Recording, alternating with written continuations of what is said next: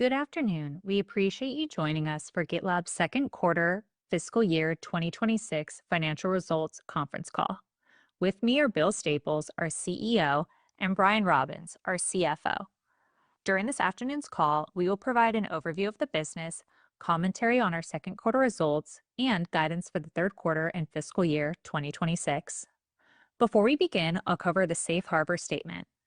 I'd like to direct you to the cautionary statement regarding forward-looking statements on page 2 of our presentation and in our earnings release issued earlier today, both of which are available under the Investor Relations section of our website. The presentation and earnings release include a discussion of certain risks, uncertainties, assumptions, and other factors that could cause our results to differ from those expressed in any forward-looking statements within the meaning of the Private Securities Litigation Reform Act. As is customary, the content of today's call and presentation will be governed by this language. In addition, during today's call, we will be discussing certain non-GAAP financial measures. These non-GAAP financial measures exclude certain unusual or non-recurring items that management believes impact the comparability of the periods referenced.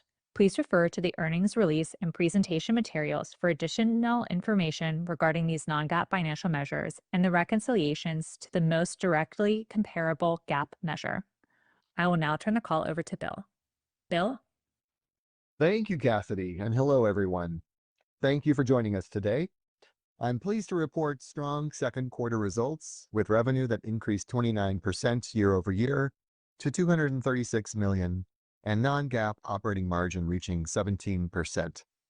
Before we get into the broader business update, I want to call out that we're maintaining this year's revenue outlook while raising non-GAAP operating profit, demonstrating our commitment to responsible growth and operating discipline. This is to account for the ongoing go-to-market evolution under new leadership and an updated view on small business. We'll go into more details shortly. As a reminder, we started our fiscal year with 3 objectives to help us focus on the things that we believe will help us drive our next leg of growth, with improved operational efficiency to continue to scale and become a generational company in our category. Here's an update. Our first objective is to add more new paying customers, especially in the mid-market and enterprise segments. To be a multi-billion-dollar growth business, we need to add new customers every quarter who can grow with us. All cohorts since the inception of the company continue to expand with us at about the same rate, but new business cohort member sizes have been getting smaller. It's time to balance our expansion efforts with discrete motions focused on new customer acquisition. To achieve this, we're establishing 2 parallel tracks: sales-led growth and product-led growth. On the sales-led side, Ian Stewart, our CRO, just completed his first quarter and delivered strong results.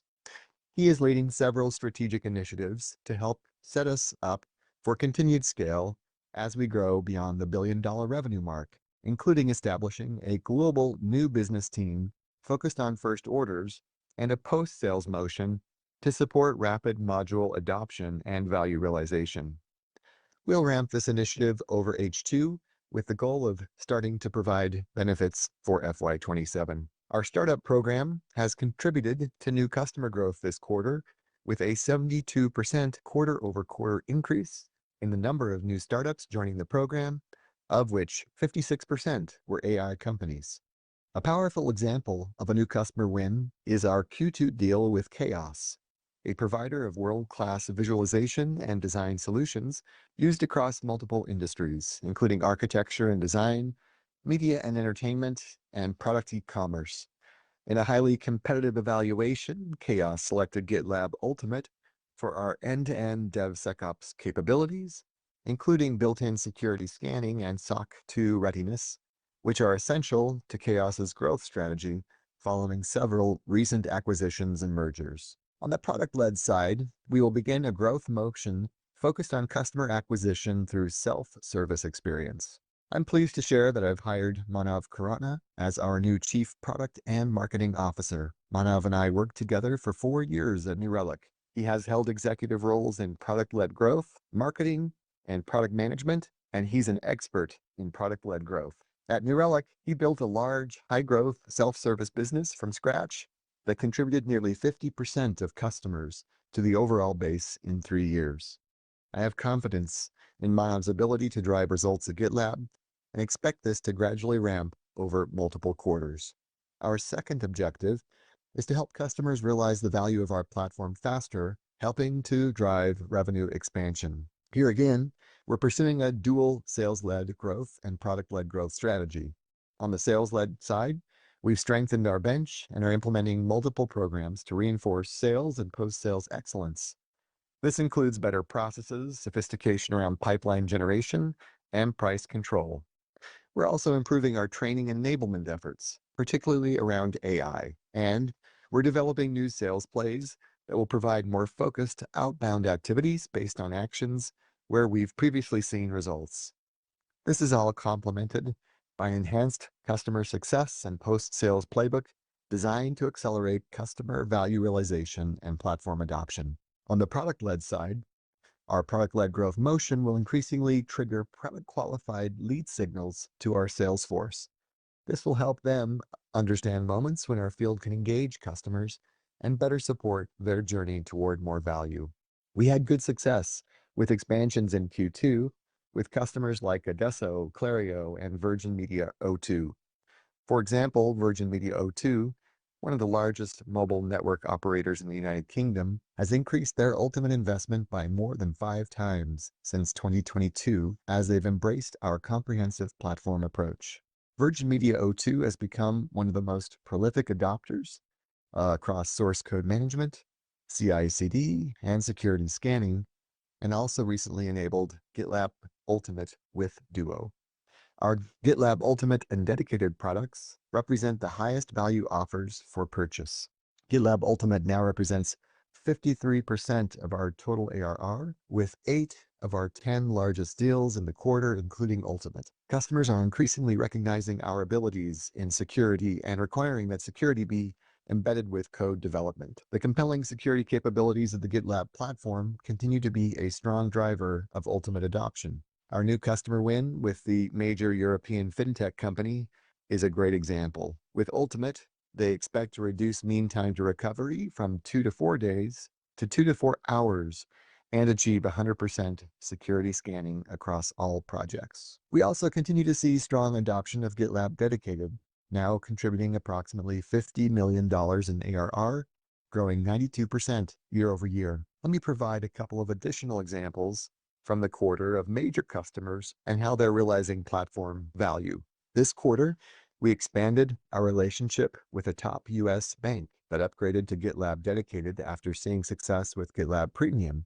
They are also deploying 1,000 new seats of GitLab Duo Enterprise, enabling them to automate compliance enforcement and giving the power back to developers to innovate at the speed they need. Another example is the Government Technology Agency of Singapore, which uses GitLab Dedicated for its ShipHats platform that supports Singapore's digital government services. In Q2, GovTech Singapore expanded its deployment to include GitLab managed hosted runners fully integrated with its dedicated instance. This will allow GovTech Singapore, through its ShipHats platform, to redirect technical expertise towards improving developer experience rather than maintaining infrastructure. Finally, our third objective is to accelerate customer-focused innovation by focusing in our core DevOps, security, and AI areas with an aim to provide higher quality, more complete market-leading solutions in all 3 areas. I'm excited at the accelerating pace of innovation that our teams are delivering. Some highlights of what we've delivered over the last few months include 28 new features in GitLab Premium, 33 new features in GitLab Ultimate, and 11 new features in GitLab Duo Pro and Enterprise. That's a total of 72 new features across our paid tiers and offerings. For example, in core DevOps, we're simplifying dependency management with our Maven virtual registry, now in beta for GitLab Premium and Ultimate customers. We also released GitLab Runner 18.1, a cornerstone feature of GitLab CI/CD pipelines, which we continue to enhance and invest in. And we've added immutable container tags, a new merge request homepage, and custom workflow statuses for issues and tasks. These features extend GitLab's competitive advantage over the best-of-breed solutions. In security and compliance, we continue to strengthen our capabilities.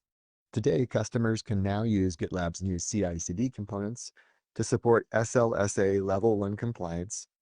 We've also added PHP support for advanced SAST, increased SAST coverage for GitLab Duo vulnerability resolution, a new group overview compliance dashboard, and the beta of centralized security policy management. And we rolled out compromised password protection to 100% of GitLab.com users, which helps protect all user accounts from credential-based attacks. Our innovation to embed security seamlessly within development is a key driver for why large customers continue to expand with us. For example, one of the largest wireless operators in the US is using the security policies in GitLab Ultimate to implement comprehensive shift-left practices that automate security scanning, enforce guardrails across their CI/CD pipelines, and require merge approvals tied to scan results, all without slowing down innovation. In Q2, they expanded their GitLab Ultimate deployment by adding 4,000 new users as part of their initiative to standardize on GitLab as the organization's primary software development platform for all engineering teams.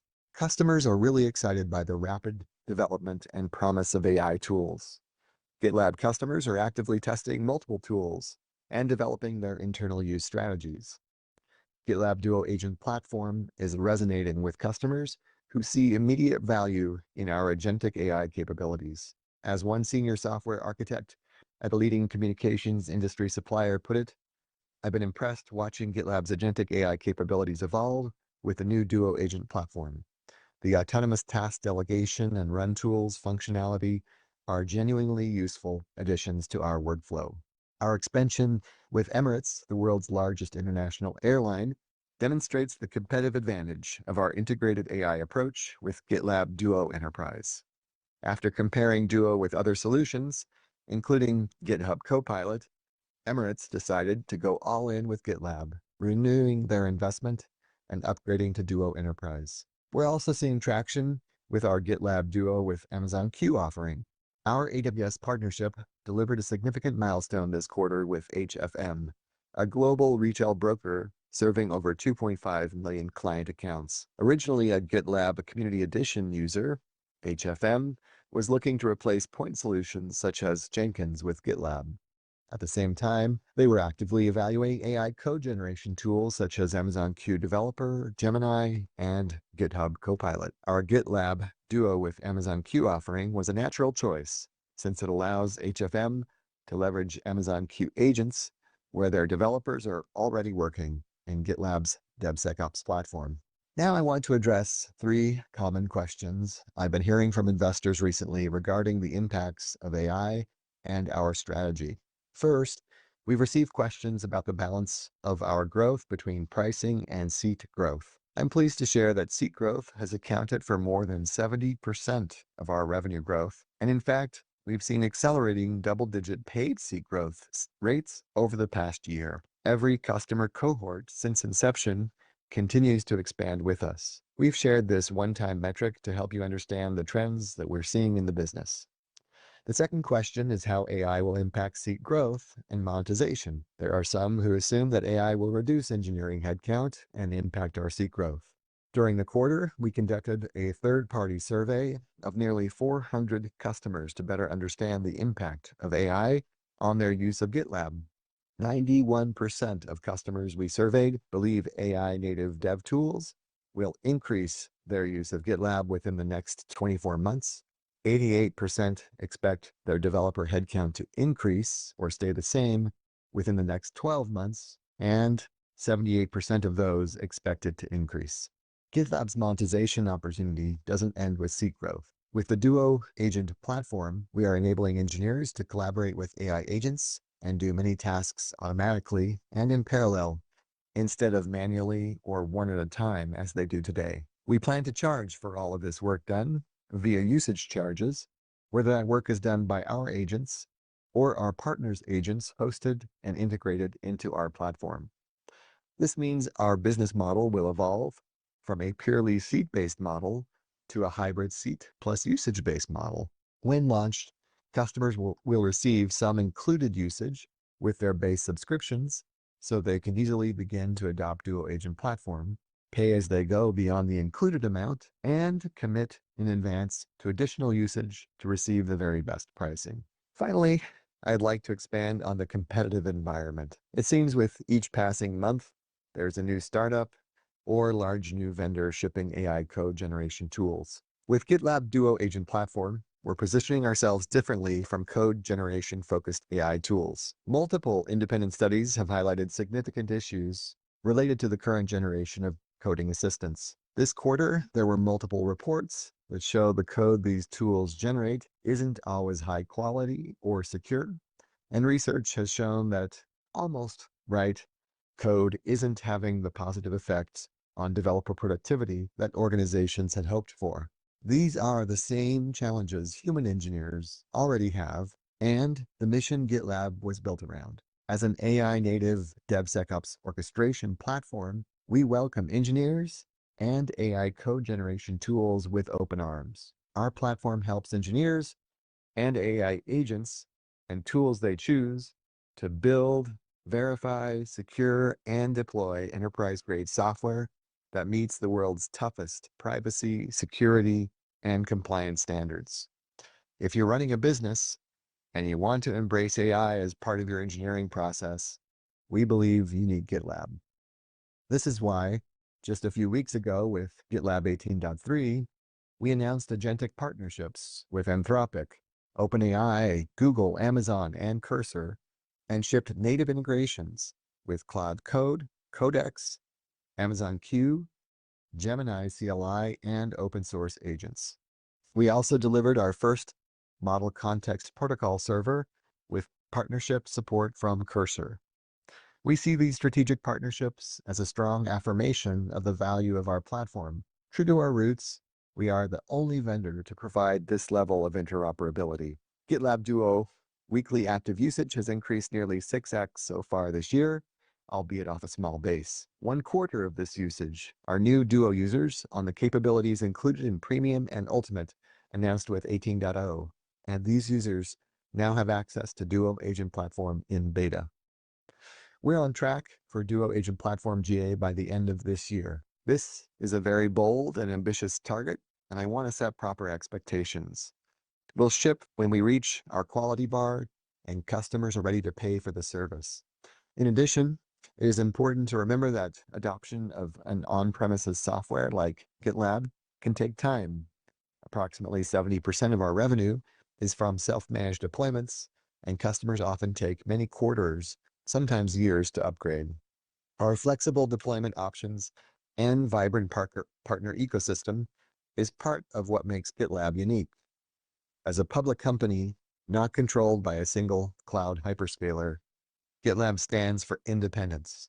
The independence of our customers to build software in the cloud of choice, and with their choice of AI providers, and using their choice of AI code generation tools. We stand alone in that promise. The world needs GitLab today more than ever.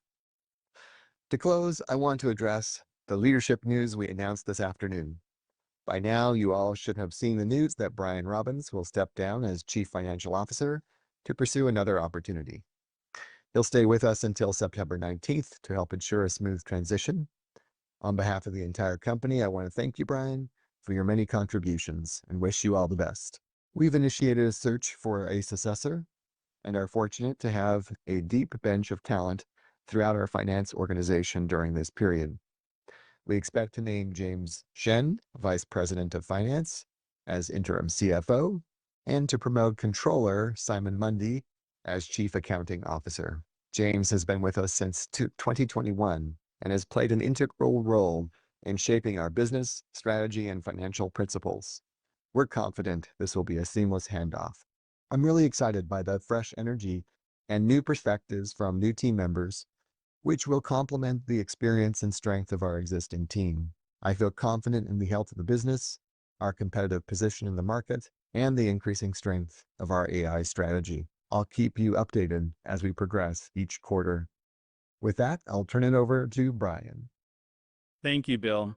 It's been a life-changing opportunity and a real privilege to be able to contribute to GitLab's success and growth in this chapter of my career. I want to thank the entire GitLab team and the board for their partnership throughout my tenure and let me be part of this journey. Sid and Bill, thank you for your support and trust you've placed in me as a partner. We built a category-defining leader and architected the company for global scale with improving margins and free cash flow generation. The world needs GitLab today more than ever. I'm confident in GitLab's future and look forward to tracking our continued success for decades to come. Now let's turn to the results. I'm pleased with our second quarter results, which resulted in 29% revenue growth and significant year-over-year operating margin expansion. Our continued growth underscores the incredible value customers realize with our AI-native DevSecOps platform. Second quarter revenue reached $236 million, an increase of 29% from Q2 of the prior year. We now have 10,338 customers with ARR of at least $5,000, which contributed over 95% of total ARR in Q2. Our larger customer cohort of $100,000 plus in ARR increased 25% year over year and reached 1,344. We continue to have a diversified customer base both by industry and geography, and no single customer accounts for more than 2% of ARR. On the expansion front, we ended the quarter with a dollar-based net retention rate, or DBNRR, of 121%. Q2 DBNRR was driven by a combination of seat expansion at approximately 80%, increased customer yield at approximately 5%, and the balance due to tier upgrades. I'd like to reiterate some of the one-time disclosures on seats that Bill discussed. Over 70% of our revenue growth in FY26 is due to paid seat growth, and over the last 4 quarters, we've seen an accelerating double-digit rate of paid seat year-over-year growth. Less than 10% of the FY26 revenue growth was derived from the premium price increase. I'd like to take a moment to discuss the power of our business model. Our customer retention metrics continue to reflect the strength and durability of our platform value proposition. We maintain consistently strong net dollar retention rates across our customer cohorts. Most importantly, our historical customer cohorts continue to expand, speaking to the value of the proposition of our platform even in challenging environments. Our 2016 cohort, now nearly a decade old, showcases this trend, growing 103.6 times in ARR since its inception. This continued expansion from one of our oldest cohorts demonstrates the power of our land and expand model, validating that our customers continue to derive value from our AI-native platform long after initial deployment. Total RPO grew 32% year-over-year to $988.2 million, while CRPO grew 31% year-over-year to $621.6 million. We encourage investors to look at these numbers over a multi-quarter period. Non-GAAP gross margin was 90% for the quarter. The team continues to do a good job of driving operating efficiencies to maintain our best-in-class gross margin, even as our SaaS business is quickly scaled, driven in part by the strength of GitLab Dedicated. SaaS now represents approximately 30% of the total revenue and grew 39% year-over-year. Once again, we saw a significant increase in operating leverage. Q2 non-GAAP operating income was $39.6 million compared to $18.2 million in Q2 of last year. Non-GAAP operating margin was 16.8% compared to 10% in Q2 of last year, an increase of approximately 682 basis points year-over-year. We believe we have a very strong business model that gives us the flexibility to continue to invest in the business and expand operating margins. Q2 FY26 adjusted free cash flow is $46 million, with adjusted free cash flow margins of 20%, compared to $10.8 million in the prior year. We ended the quarter with $1.2 billion in cash and investments, providing us with a significant flexibility to navigate market fluctuations while continuing to invest in both our AI capabilities, platform enhancements, and go-to-market organization. Separately, I'd like to provide an update on Jihu, our China joint venture. In Q2 FY26, non-GAAP expenses related to Jihu were $3.3 million compared to $3.3 million in Q2 of last year. Our goal remains to deconsolidate Jihu. However, we cannot predict the likelihood or timing of when this may potentially occur. Thus, for FY26 modeling purposes, we forecast approximately $18 million of expenses related to Jihu, compared with $13 million from last year. Now turning to guidance. For the third quarter of FY26, we expect total revenue of $238 million to $239 million, representing a growth rate of approximately 23% year over year. We expect non-GAAP operating income of $31 million to $32 million, and we expect a non-GAAP net income per share of 19 cents to 20 cents, assuming 171 million weighted average diluted shares outstanding. For the full year of FY26, we expect total revenue of $936 million to $942 million, representing a growth rate of approximately 24% year over year. We expect a non-GAAP operating income of $133 million to $136 million, and we expect a non-GAAP net income per share of 82 cents to 83 cents, assuming 171 million weighted average diluted shares outstanding. We're maintaining our full-year revenue guidance at the present time to account for the go-to-market organizational changes we're implementing that Bill discussed earlier. We see these changes as foundational for the company and expect they will position us for strong future performance. Additionally, we're seeing incremental softness in SMB that we expect will persist through the rest of this year. While GitLab continues to benefit from consolidation versus point solutions, budget pressures as a whole are weighing on this segment. Against this, we have raised our full-year profit outlook, reflecting strong operating leverage in the business and a commitment to responsible, sustainable growth. In summary, I'm pleased with our second quarter results. GitLab stands uniquely positioned as the only cloud-agnostic, model-neutral DevSecOps platform with comprehensive contextual AI capabilities that span planning through deployment, capable of running anywhere, including air-gapped environments. Our TAM continues to grow, and we are investing strategically against opportunities that we expect will drive long-term value. We are delivering sustainable growth while enhancing profitability and free cash flow. We're positioning GitLab for long-term success regardless of market conditions. With that, I'll turn the call over to Cassidy, who will moderate the Q&A. Hi all. At this time, if you would like to ask a question, please use the raise hand function located on your Zoom toolbar, or if you joined via phone, you may press *9.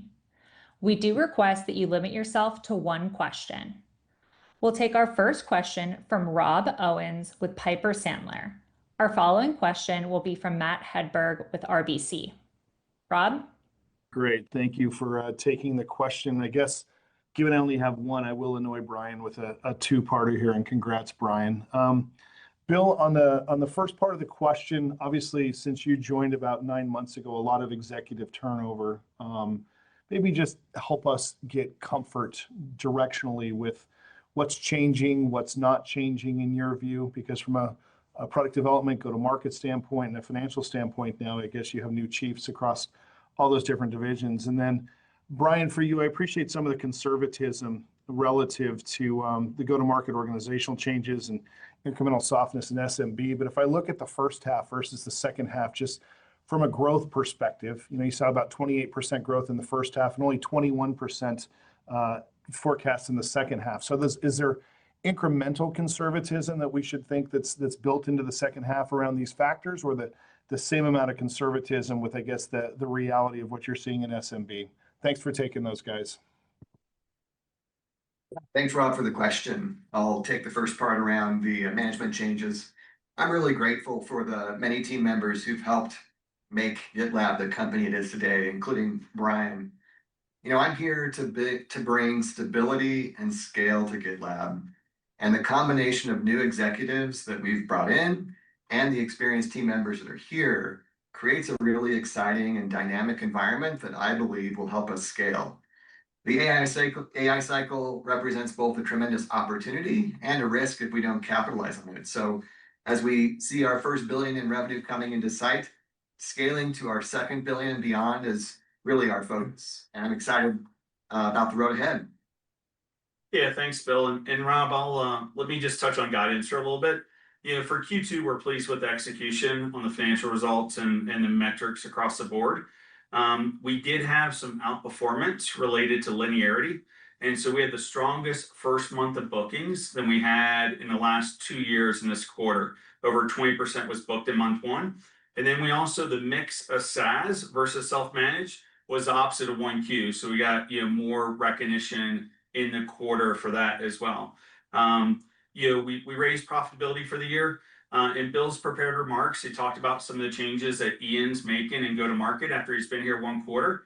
So just to be prudent, as we sort of set the foundation up for next year, we held guidance at the same for the full year. And so mechanically, I took a little from 3Q and the rest from 4Q. And that's where the numbers shake out that you alluded to in your question. Thanks.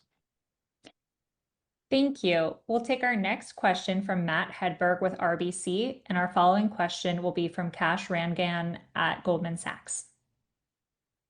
Great. Thanks for taking my question, guys. And Brian, congrats on everything you've done here, and best of luck at Snowflake.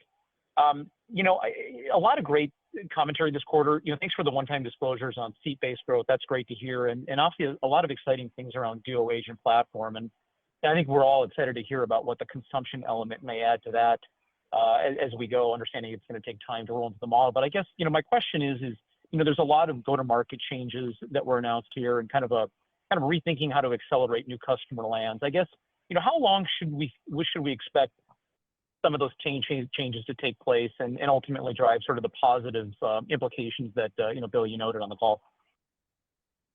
Yeah, great question, Matt. Thank you. I'm really excited to have Ian join the team. He hit the ground running. Really happy with how the team handled the transition. It went really smoothly, and we're pleased with what the team did this quarter. Ian's a really thoughtful, strategic, and data-driven leader that's optimizing for both the mid to long term as we look past the $1 billion revenue mark and setting up the organization to be able to scale to multi-billions in revenue while making the best of every quarter. So the changes that he's envisioning and kind of the timelines that we have in mind are really about ramping kind of three things over H2 as we look to FY27 and beyond. Specifically, first, as I shared, we're focusing on ramping a new business division. This is really focused on first order acquisition and post-sales motion to accelerate value realization and module adoption by enterprise customers. That'll ramp across H2, and then we hope to see some results early in FY27. Second, he's also evolving our enterprise sales motion with more sophistication. That means increasing our pipeline coverage and improving sales playbooks to account for the AI opportunity and stronger coverage of our entire product portfolio. It was only a few years ago we kind of had 2 SKUs, Premium and Ultimate. Now we've got a lot more in the bag and a customer journey to help our customers navigate, and those are all really needed. A third, he's also looking at sales capacity. Now we're good on capacity this year. Everything's in the guidance, but we're starting again to look ahead and make adjustments that help us scale beyond that $1 billion mark. That means things like deeper coverage in established markets and install base, stronger investment in growth markets, and more verticalization and specialization as part of our coverage model. So those are all, I think, really meaningful and strategic changes that we're managing, across the H2 timeframe as we start to ramp up and prepare for FY27. And Matt, the only thing I'll add on to that, 100% correct, is that we stuck to the full year guidance, right? So in second quarter, we had some one-time events that elevated second quarter by the beat. And so we're going to deliver those changes and still deliver the full year revenue number that we committed to last quarter. Perfect. Thank you. We'll take our next question from Kash Rangan from Goldman Sachs, and our following question will be from Koji Ikeda with Bank of America.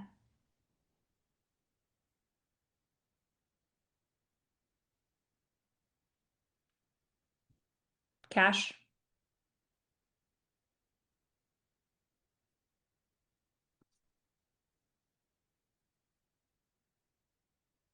Kash, I believe you're on mute.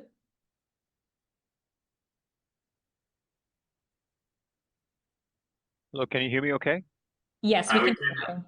All right, great. Thank you so much. Sorry about the confusion. 4 earnings conference calls happening at the same time. So Brian, sorry to see you go to another opportunity. Bill, can you talk a little bit more about the go-to-market transition? A little bit more color on what exactly you're trying to accomplish. What does success look like? The transition time to achieve the desired results from a go-to-market perspective. And it's good to see the reacceleration of the business. So congrats on that. Thank you. Yeah, Cash, the previous question, I covered some of those changes already. Just to recap them quickly. New business division focused on first order motion and accelerating module adoption for value realization. Second, around our enterprise sales motion, increasing pipeline coverage, sales playbooks across our product portfolio.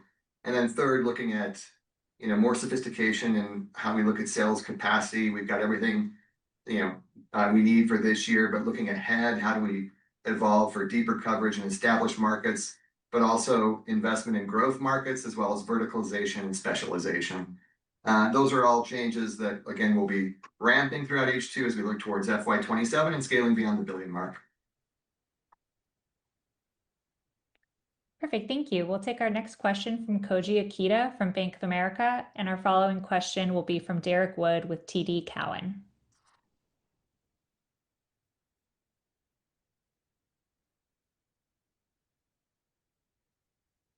Koji, can you hear us? Yep. Can you hear me okay? Is this Yes, better? we can hear you. Yep. Sorry about that. So I wanted to ask a question on the SMB. In the prepared remarks, you talked about SMB softness potentially persisting for the rest of the year.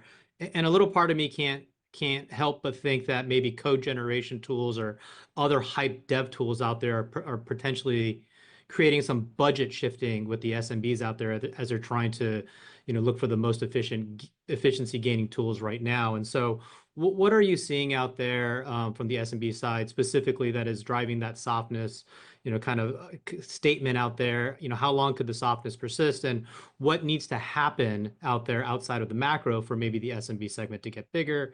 And maybe last question on the SMB is how big is the SMB as a percentage of revenue today? Thank you. Yeah, Koji, thanks for the question. I was going to touch on the size of it. And so it's only roughly about 8% of the total business. And so the size itself is relatively small. Since we did the price increase, we talked about the SMB being a little bit more price sensitive. And we've run a number of promos and promotions, and we've played around with pricing and packaging a little. And so it came in lighter than expected. It's sort of a no touch. It comes through the web store. And so we don't have a big team on it trying to push it, but we're continuing to play with pricing and packaging and so forth. And so we just wanted to call it out. It was something that we've seen prior quarters. It is a smaller piece of our business, and it's something that we're continuing to pay attention to.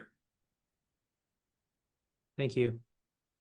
Thank you. We'll take our next question from Derek Wood with TD Cowen, and our following question will come from Sanjit Singh from Morgan Stanley.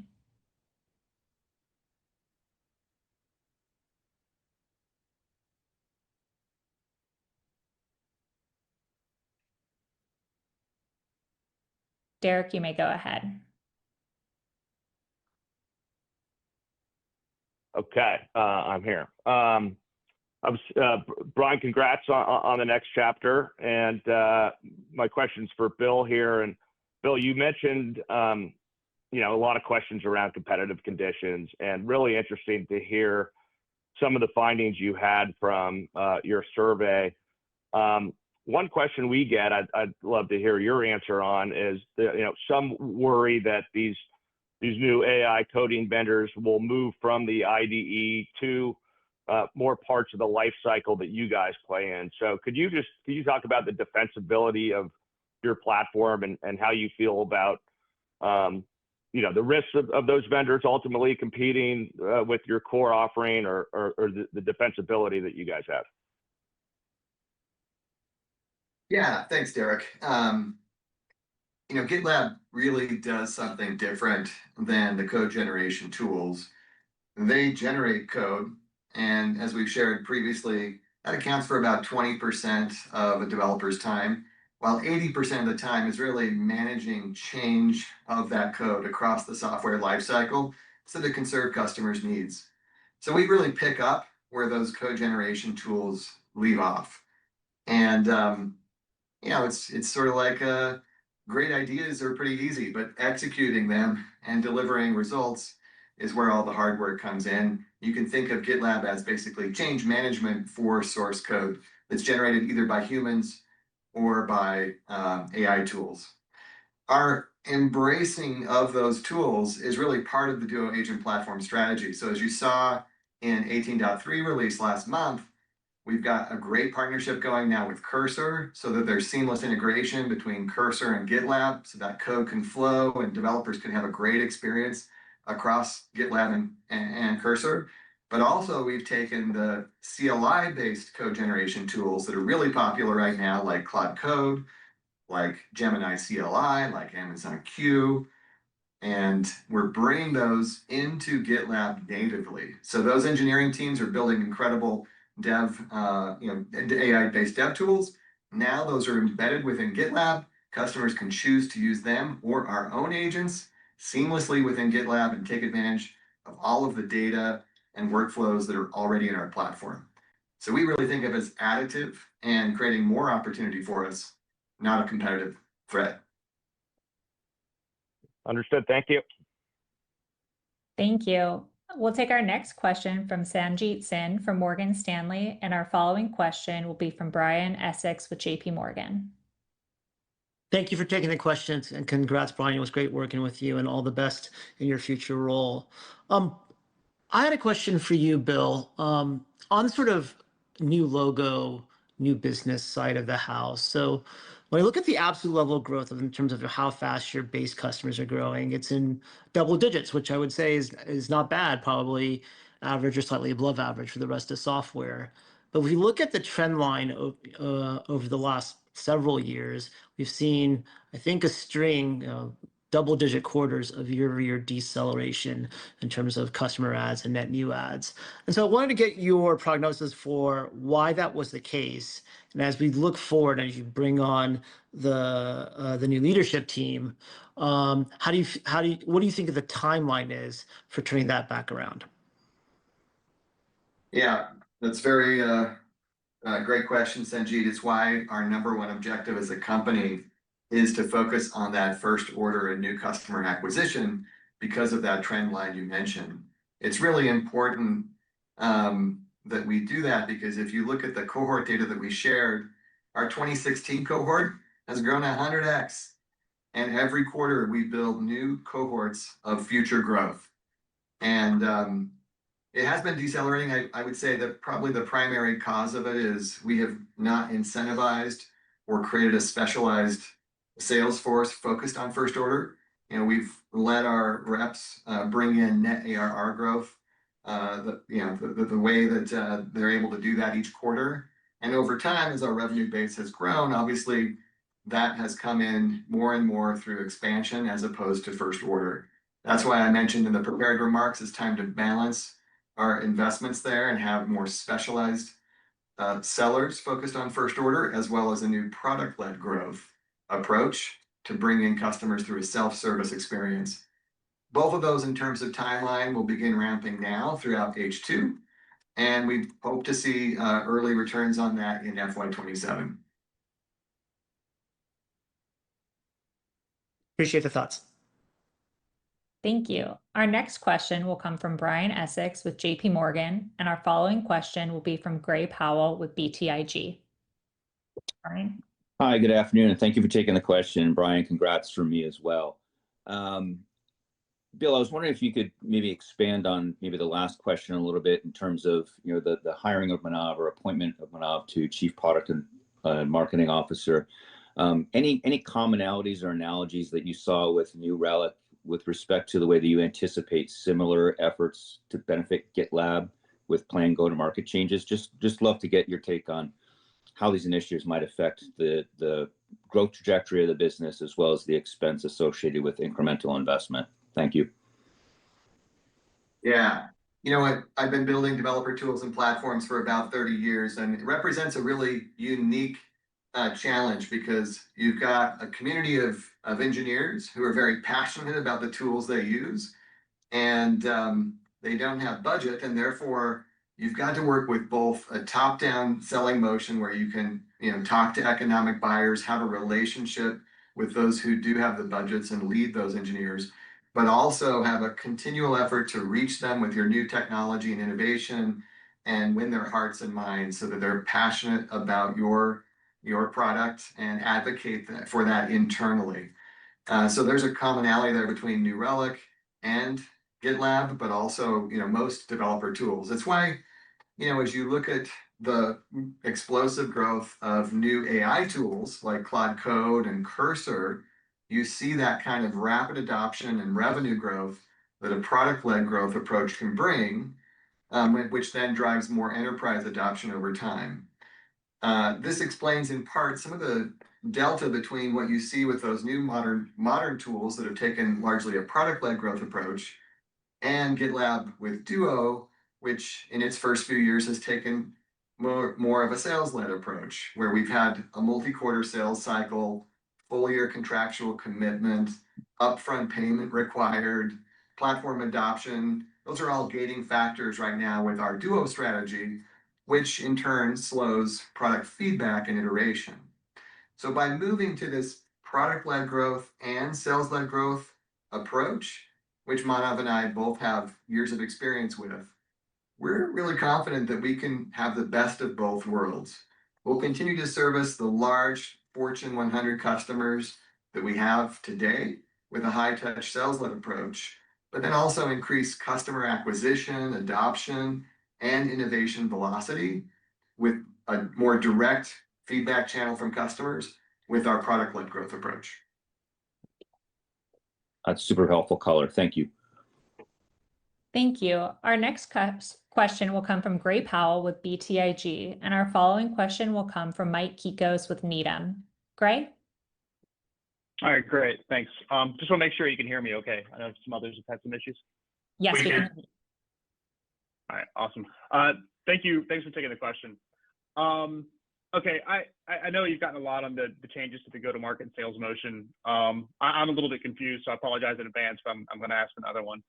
I'm just trying to get a sense as to like the potential disruption in the second half of the year, and specifically like how dramatically are your reps having their account packages changed?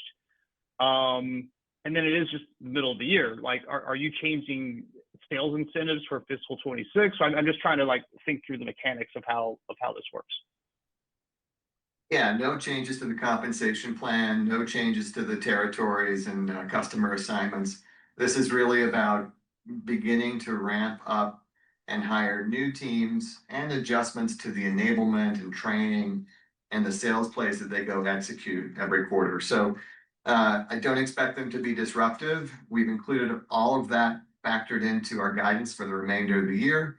And yeah, we're looking forward to really setting up for a stronger FY27. Okay, and then just to be clear, is it going to a hunter-farmer model, or like, I just want to make sure that sorry to keep pressing, but I just want to. Yeah, sometimes people use that terminology, hunters being sort of focused on new customer acquisition and farmers focusing more on customer value realization and expansion. You can think of that as not purely, it's not going to look purely that way or that kind of division, but the new team will definitely be focused on customer acquisition as the only focus that they have. And then our existing team members with existing customers are largely focused on expansion as well as opportunistic new customer acquisition as the opportunity allows. Understood. Okay, thank you very much. Thank you. We'll take our next question from Mike Kikos from Needham. And our following question will be from Jonathan Rookhiver from Cantor Fitzgerald. Mike? Hey, you have Mike Kikos here. Thanks for taking the questions, guys. And I'm going to circle around on the go-to-market as well here, since it seems like we're touching on it with Sanjit and Gray's questioning. But for that go-to-market dynamic, can you help us think about how you're incentivizing the proper behavior by using comp as a tool? I would argue that GitLab's historical choice of letting the reps go after bookings or ARR is probably what led us to over-index towards the expansion with existing customers at the risk of the new logo. So how are you looking to use comp as a tool in that endeavor on these new initiatives? And then I have a follow-up.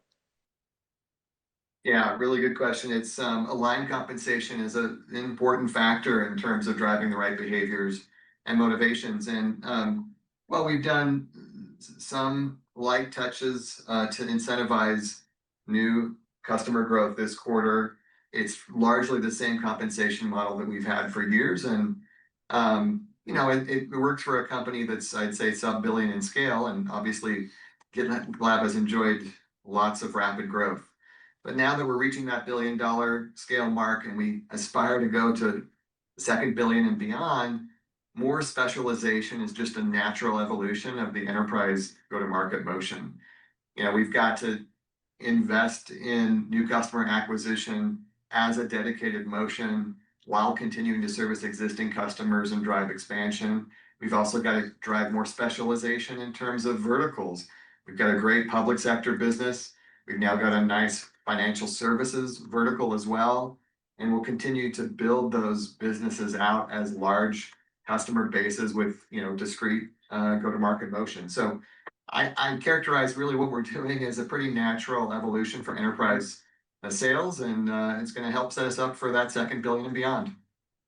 That's great. And just a quick follow-up. I know you guys are going through the hiring and putting these initiatives in place in the back half of the year, but can you just remind us what is typical timeline for a new hire on that go-to-market side to ramp?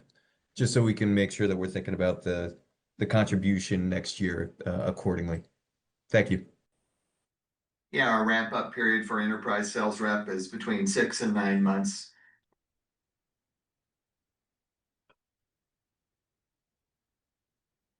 Perfect. Thank you. We'll take our next question from Jonathan Ruckhaver from Cantor Fitzgerald and our following question from Romeo Lenchau with Barclays. Jonathan? Yeah, thank you. And then Brian, congratulations. And it was great getting to know you and working with you. So looking at GitLab 18 and now the Duo agent platform, I think, what stands out to me is just, how pervasive AI is becoming across the platform. And it's not just, the code suggestion and review, it's around project management and orchestration. And, to me, it really seems like it's shifting the value proposition or has the potential to shift that value proposition away from these code suggestion tools to a more platform approach. And so I realize it's early with Duo Agent, but any telltale signs that indicate this recognition might be coming to the surface. And then you also mentioned, quarterly updates to the product, or I read that somewhere. Any color on where that innovation is heading with Duo Agent platform would be appreciated. Yeah, thank you for the question. It's really exciting to see Duo Agent platform shape up. We release every single month, and we launched Duo Agent platform in 18.2. And then last month with 18.3 provided an additional set of new features and capabilities, including the partnerships that I mentioned with Cursor, with Anthropic, with OpenAI, with Amazon. And we're just going to continue each month to expand the scope and the quality of Duo Agent platform. Each month, we continue to engage customers as well and get their feedback. And feedback has been really positive. I'm personally involved in customer conversations pretty much every single week to get their feedback and also to make sure they're aware of the innovation direction we're going. And there's really multiple things they're excited by. Number one, our platform approach makes us ideal for AI-based collaboration. What we bring with Unified Data Platform is rich context. And with AI, context is king. So we bring all that context and can drive higher quality agentic outcomes and lower inference costs. Second thing that they're really excited by is our open ecosystem approach. The ability for them to continue to use GitLab, but have native integrations with the leading AI dev tools integrated directly with GitLab gives them the best choice. Not only can they run their own cloud of choice, use their own AI providers of choice, but they can also access and use the best AI tools on the market.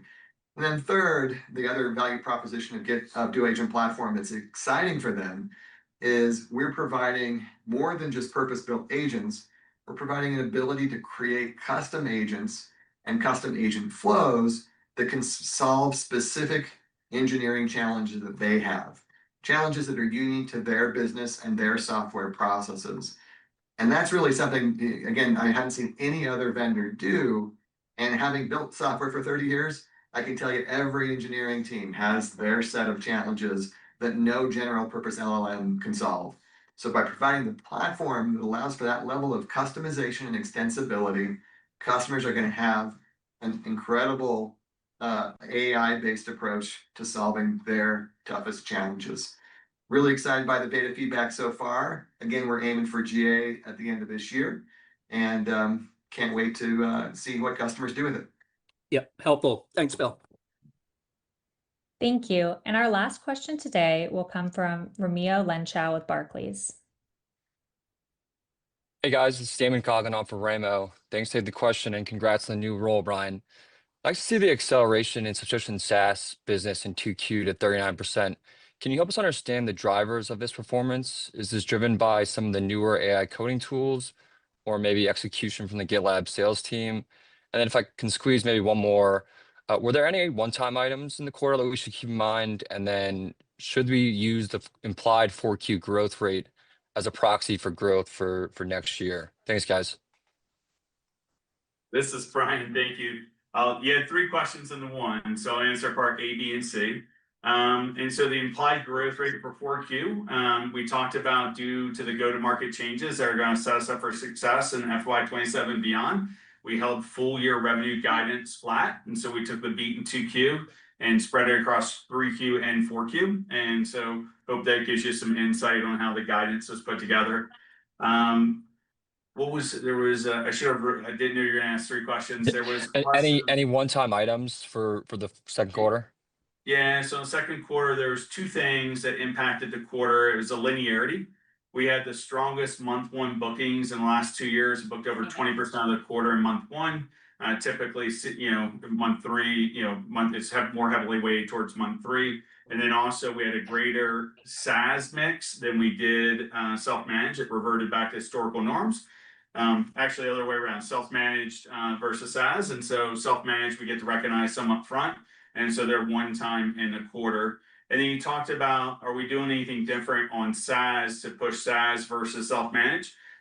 We're agnostic to how the customer actually buys the product. We want to meet the customer where they want us to meet them. SaaS is so much easier for them to get up and running and has a lower total cost of ownership for them. And so we see SaaS and dedicated. On dedicated, it was 92% year-over-year growth. We see both of them really being a great motivation for customers. They don't have to have the infrastructure. They can get up running faster. They can realize their ROI quicker and so forth. Thanks, guys. Thank you. That concludes our Q&A. I would now like to turn the call over to Bill for closing remarks. Bill?